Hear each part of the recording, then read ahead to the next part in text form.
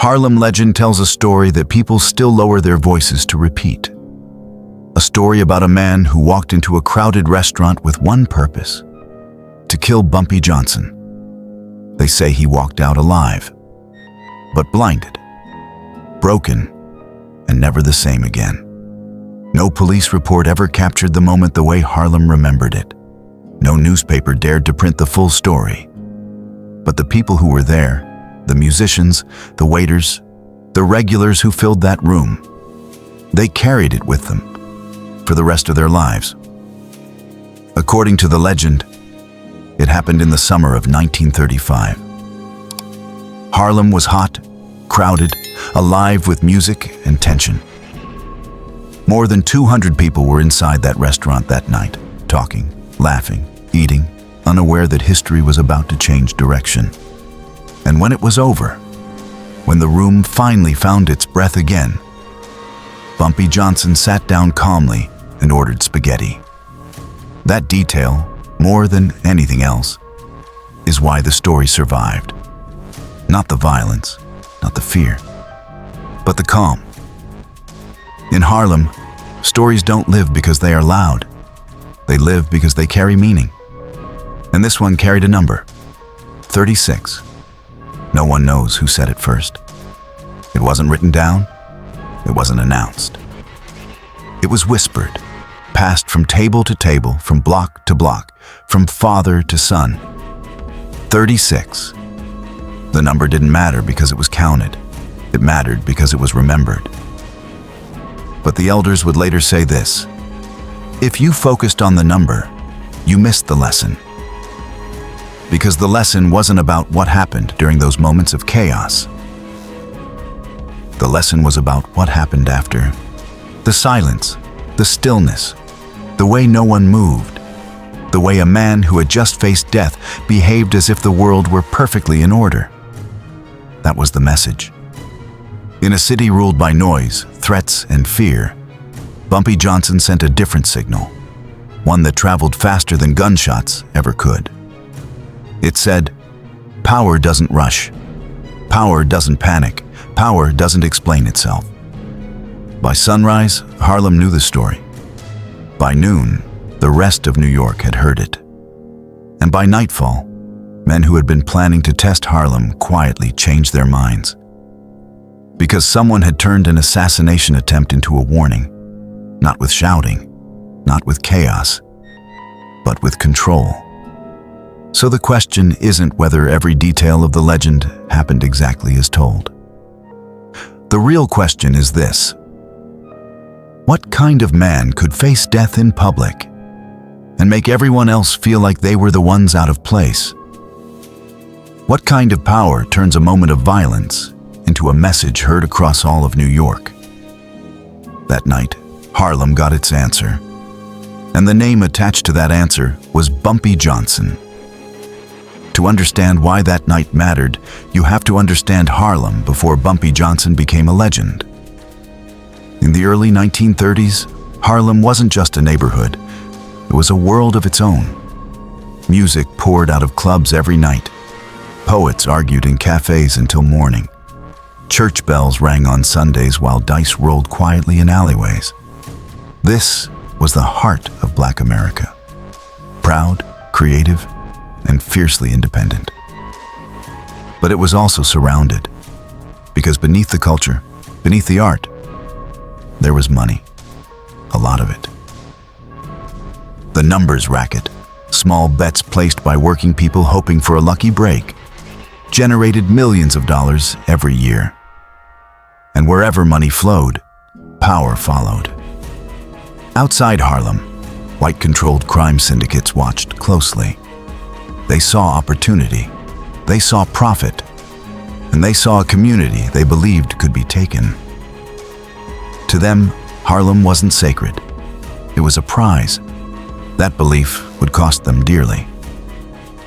Before Bumpy Johnson, Harlem's numbers empire was built by a woman most of America never learned about in school, Madame Stephanie St. Clair. She was sharp, educated, fearless, an immigrant with an iron spine and a mind for business. She understood contracts, leverage, and publicity long before most gangsters understood consequences. And she understood something else. Harlem would never survive if it relied on brute force alone. It needed discipline, it needed strategy, and it needed someone who could walk into danger without trembling. That someone was Ellsworth Raymond Johnson. They called him Bumpy because of a noticeable bump on the back of his head, a childhood detail that followed him into adulthood like a quiet warning. Bumpy wasn't loud. He wasn't reckless. He didn't posture. He listened more than he spoke. He watched more than he acted. And when he acted, it was final. By the time he was in his late 20s, people in Harlem already understood something outsiders didn't. Bumpy Johnson wasn't dangerous because he was violent. He was dangerous because he was precise. He enforced Madame St. Clair's operation with a discipline that felt almost professional. No unnecessary noise. No public chaos unless it served a purpose. And that purpose was always the same. Harlem stays Harlem. Outside gangs tried intimidation. They sent men to threaten runners. They sent men to scare collectors. They sent men to prove a point. Those men didn't stay long. Some left quietly. Some left shaken. Some didn't leave at all. Word spread, not in newspapers, not on the radio, but in whispers. Harlem wasn't unguarded. Harlem wasn't weak. And Harlem had a man who understood that power didn't come from how hard you struck, but from knowing when to strike and when to sit perfectly still. That reputation reached far beyond Harlem's borders. It reached the ears of men who had built empires on fear, men who didn't like being told no, men who believed every neighborhood had a price. One of those men was Dutch Schultz. And when Schultz decided Harlem should belong to him, he set into motion the chain of events that would turn a whispered legend into a permanent warning. Ellsworth Raymond Johnson didn't look like a legend. He wasn't the biggest man in the room. He didn't shout, he didn't brag. If you passed him on the street, you might have mistaken him for a banker or a school teacher or a man on his way home from work. That was the first mistake people made. Bumpy Johnson was born in 1905 in Charleston, South Carolina. As a child, he learned early what violence looked like and what it cost. He saw how anger destroyed men faster than poverty ever could, and he learned something most never do. Control lasts longer than rage. When he moved north to Harlem as a teenager, the neighborhood was already changing. Opportunity was everywhere, but so was danger. Young men tried to rise fast. Most of them fell just as fast. Bumpy didn't rush. He studied people. He studied situations. He studied consequences. Those who knew him best said he treated the streets the way a chess player treats a board, never emotional, always calculating several moves ahead. And unlike many men in his world, Bumpy read. Not ledgers, not street codes, poetry. He admired writers of the Harlem Renaissance. He could quote lines from memory. In prison later, guards and inmates alike noticed the same thing. Bumpy Johnson spent hours reading, writing, thinking. This wasn't a contradiction. It was the source of his power. Because Bumpy understood something few criminals ever grasped. Fear fades. Respect doesn't. By the early 1930s, his reputation had settled into something solid and unmistakable. If Bumpy Johnson gave his word, it held. If he warned you once, there would not be a second warning. And if he moved against you, it was because every other option had already failed. That's why Madame St. Clair trusted him. She didn't need chaos. She needed certainty. Bumpy became her enforcer, her negotiator, her final answer when persuasion ran out. But even then, he avoided unnecessary attention. No wild gunplay, no reckless displays, Every action had a purpose. Every message was delivered once. Inside Harlem, people felt safer knowing Bumpy Johnson was watching. Outside Harlem, men began to feel uneasy hearing his name. Because his reputation wasn't built on stories of anger, it was built on stories of calm. Men would say things like, "He doesn't lose his temper. He doesn't rush. When he shows up, it's already decided." And that kind of reputation doesn't scare small men. It scares powerful ones. Especially the kind of men who were used to taking what they wanted simply by showing up. Men like Dutch Schultz. By the time Schultz's name started circulating more frequently in Harlem conversations, Bumpy Johnson already understood the danger. Not because Schultz was violent, but because Schultz believed fear alone was enough to rule. And Harlem was about to prove him wrong. Because when unstoppable force meets immovable control, only one of them survives intact. Harlem wasn't an easy place to conquer. It had its own rules, its own power, its own guardians. And yet, men from outside always tried. One of the most dangerous of them was Dutch Schultz. Schultz was not a man to take no for an answer. He had built an empire in New York by intimidation, by force, by proving again and again that fear worked better than patience. But Harlem was different. He didn't just see streets and buildings, he saw people, money, and control. He wanted the numbers racket, the heartbeat of Harlem's economy, under his rule. Millions of dollars a week, flowing through a neighborhood he didn't understand. And he wanted it now. At first, he tried what he knew best. He sent men to threaten, to shake, to test. Some disappeared quietly. Some returned bloodied. Some never returned at all. The whispers that traveled through Harlem didn't just carry fear. They carried a warning. This neighborhood protects its own. And the warning always ended with one name: Bumpy Johnson. Schultz was used to solving problems with muscle. If a man resisted, he sent someone bigger, meaner, stronger, someone who could break the opposition in public as a message to the rest. But Bumpy was not a man to be broken. Harlem had eyes everywhere. News traveled fast, and Bumpy had learned every shortcut, every secret path, every pattern. No one came into his neighborhood without him knowing. And that knowledge changed the rules. Schultz couldn't just send anyone. He needed someone who matched violence with violence. Someone who wouldn't flinch. Someone who could execute a plan flawlessly. According to legend, Schultz found that man. An enforcer from Chicago, a man whose reputation for ruthlessness preceded him. He was called a bull. Big, fast, dangerous. A man who killed without hesitation. And Schultz paid him well, enough to make the job worth it. And to make sure the story of Harlem's downfall would be public. Because Schultz wanted more than victory. He wanted terror. He wanted the whole city to see what happened when someone resisted him. But Harlem had already written the rules. And Bumpy Johnson had already decided what the outcome would be. Because in a neighborhood like Harlem, control isn't given, it's earned. And anyone who tried to take it without earning it quickly learned that there were consequences far beyond what any outsider could imagine. Schultz's man arrived in Harlem quietly, but he did not go unnoticed.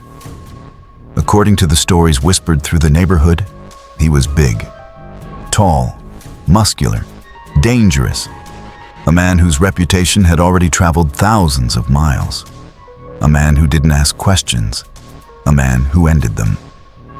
He came with one purpose: to find Bumpy Johnson, to prove that even Harlem could be taken. But Harlem had already been watching him. From the shoe shine boys on the corner, to the flower sellers along 125th Street, to the men who ran the numbers, the streets had eyes. and those eyes were Bumpy's. By the end of his first day, Bumpy knew everything. Where the hitman stayed, what he ate for breakfast, the weight of the gun at his hip, even the knife hidden in his boot. He knew because Harlem told him, because the neighborhood itself was his intelligence network, quiet and constant. Every movement, every pattern, every signal flowed to him without effort. Legend says that when the hitman first stepped onto Harlem soil, he believed he was walking into a city he could intimidate. But he was already walking into a trap. Not a trap of rage, not a trap of surprise, a trap of knowledge, preparation, and control. Bumpy didn't need to fight yet. He didn't even need to be present. The message was clear. Harlem protects its own. The stories say the hitman spent days observing, trying to find weakness. And every time he thought he saw one, it vanished. Every door he planned to use, every alley he considered, every potential escape route was already anticipated. By the end of the week, Harlem itself had spoken. It had shown him that this neighborhood was not open to outsiders, and that one man, calm, precise, unshakable, was at the center of it all. And then, the night came. The night when the stories say it all would happen in a single crowded restaurant. It was more than a confrontation.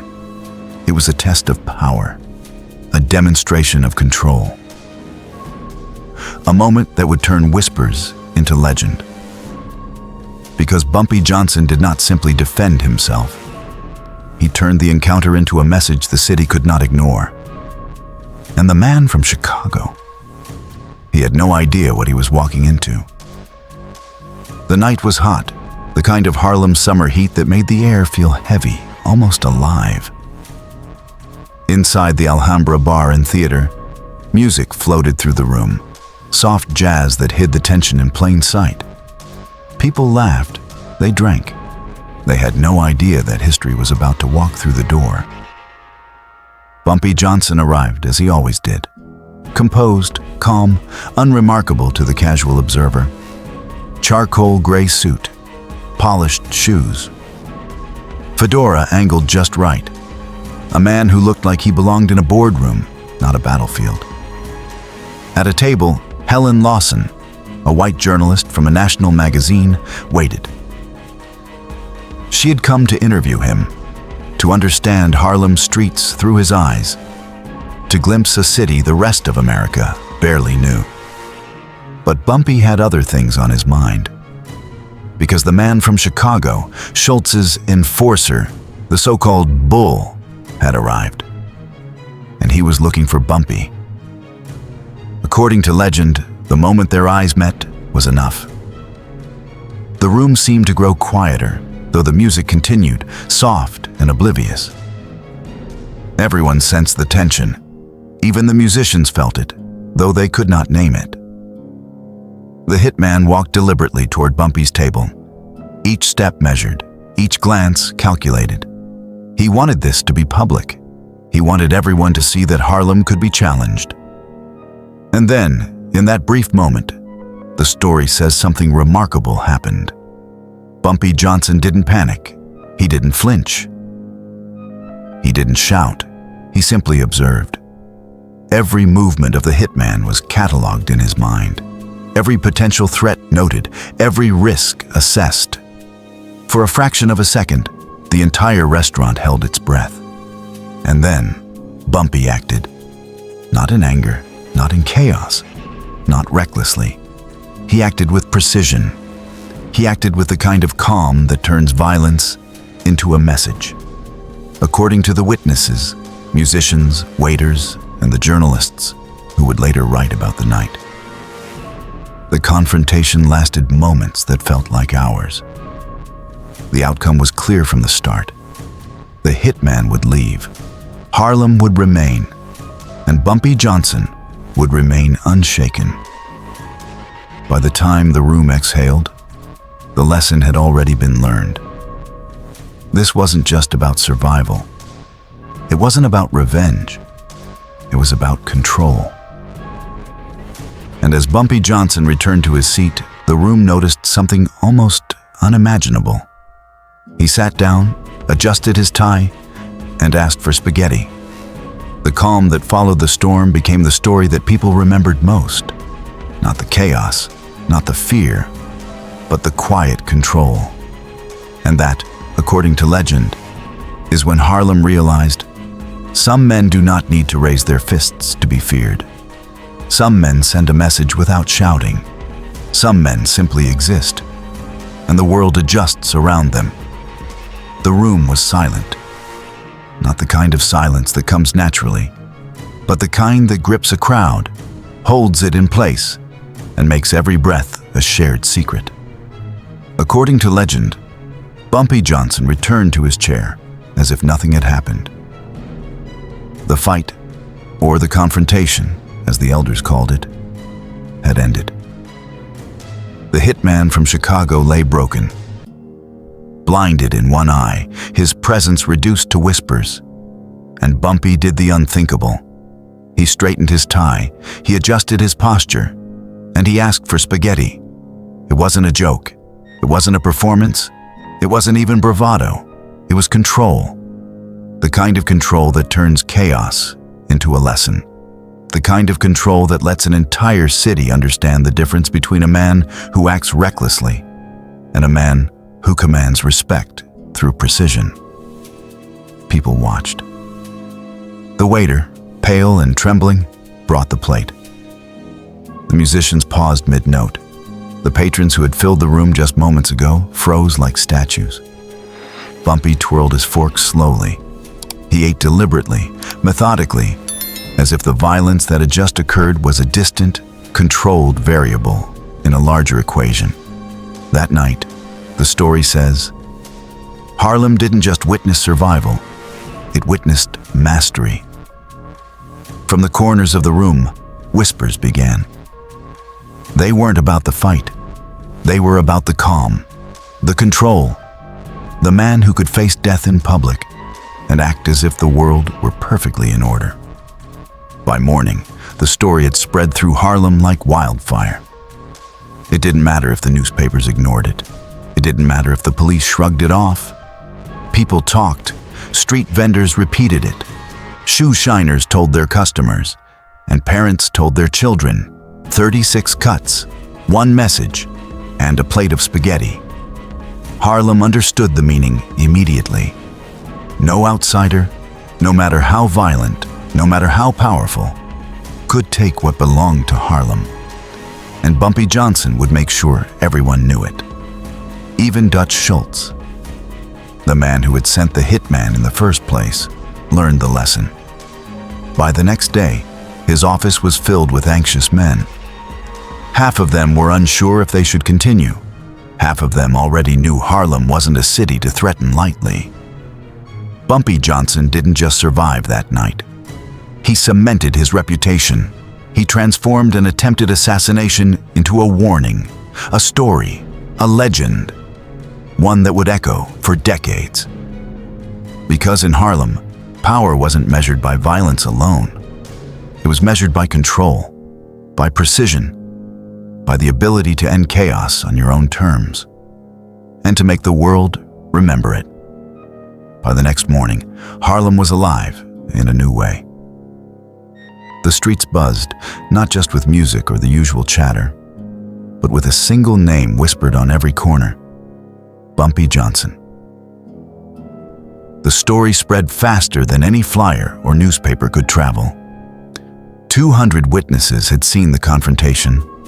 200 mouths told the same story, each retelling adding weight, adding awe, adding fear. But the focus wasn't the fight. It was the aftermath. The calm.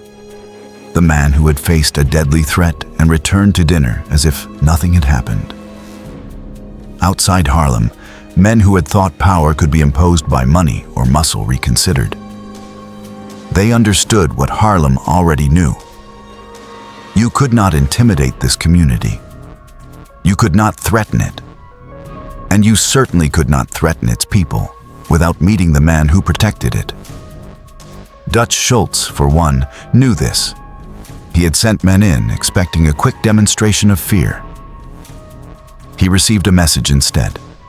A single, clear, undeniable message. Harlem was not for sale. By the afternoon, the story had reached the ears of Schultz's associates. Some laughed nervously. Some frowned. All understood that this was no ordinary enforcer. And the hitman from Chicago? He vanished from Harlem quietly. Legend says he never attempted a return. Some say Bumpy's men made sure of that. Some say fear alone was enough. In Harlem, the story became a lesson for every aspiring gangster, every numbers runner, every young man and woman who wanted to understand what real power looked like. Power wasn't measured in fear alone.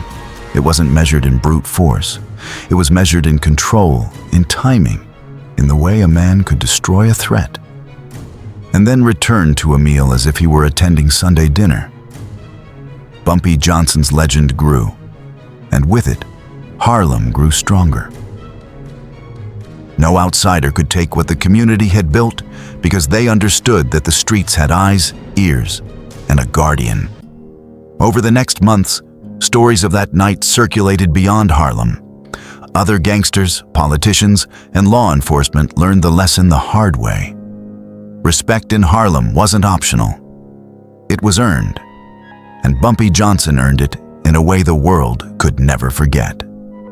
And the number 36, whispered quietly among those who knew the truth, became shorthand for something more than violence.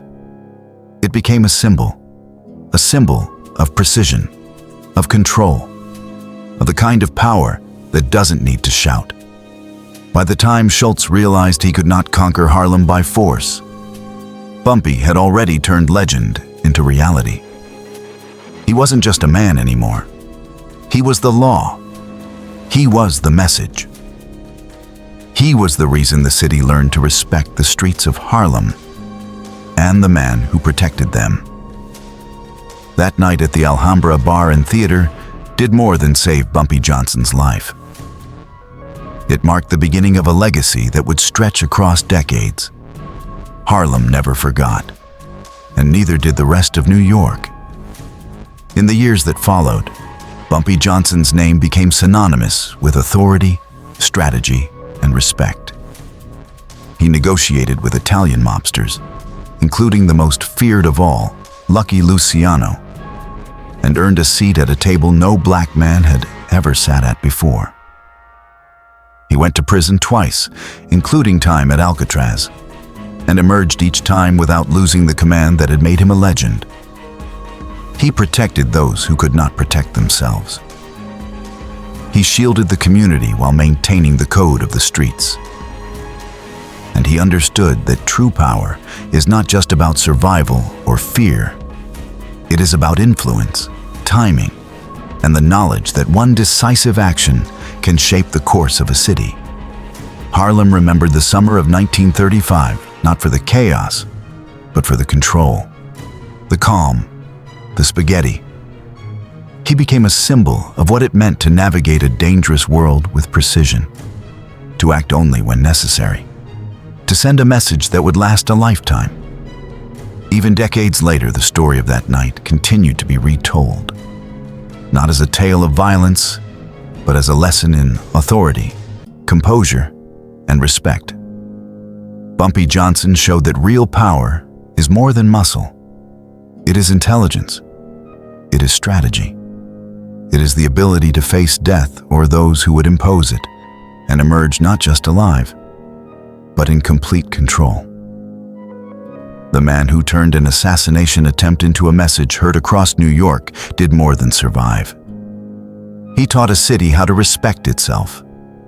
He taught a generation the weight of precision over panic. And he became a legend in the truest sense of the word. So, when you hear the story whispered of a man who faced 36 deadly strikes, stepped over a fallen foe, and ordered spaghetti as if nothing had happened, know this: it wasn't about the violence. It was about the calm afterward. It was about a man named Bumpy Johnson, A man who understood that the most unforgettable acts of power are often the ones carried out quietly, deliberately, and with purpose. And that, for Harlem and the world, is the truth behind the legend.